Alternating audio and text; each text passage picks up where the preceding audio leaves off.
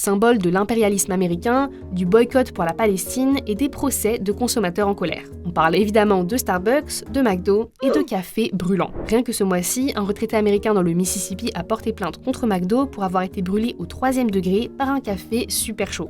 Et en Californie, c'est un livreur qui a remporté 50 millions de dollars en poursuivant Starbucks en justice. Un thé renversé sur ses parties génitales l'avait défiguré. Ce genre de procès visant des géants américains, on en entend souvent parler. Des histoires bien gore qui se suivent et se ressemblent, il y en a chaque année. Mais tous ces procès ont pour point commun d'être hantés par une affaire mythique et très mal comprise, celle de Stella Liebeck. En 1992, cette retraitée a commandé un café au drive d'un McDo du Nouveau-Mexique. Elle l'a ouvert pour ajouter du sucre et de la crème, mais il s'est renversé et l'a gravement brûlé. Et à l'époque, ça fait la une des journaux, car même si Stella Liebeck passe 8 jours à l'hôpital et gagne son procès, son histoire est tournée en ridicule. Pour les médias, c'est une vraie histoire d'horreur juridique, un procès bidon lancé par une consommatrice vénale. C'est limite si c'est pas McDo la victime dans l'histoire, alors que l'entreprise était au courant des risques et n'a rien fait pour protéger ses consommateurs. Simplifiée, aseptisée et transformée en punchline, au fil du temps, l'affaire Liebeck est malgré tout devenue un véritable symbole, style David contre Goliath. Au cœur de vidéos, de mimes et de documentaires, elle est aujourd'hui citée dans tous les articles sur des procès similaires. Elle sert d'exemple à la négligence et la cupidité des grandes enseignes, parce que de loin, ces anecdotes un peu trash semblent drôles,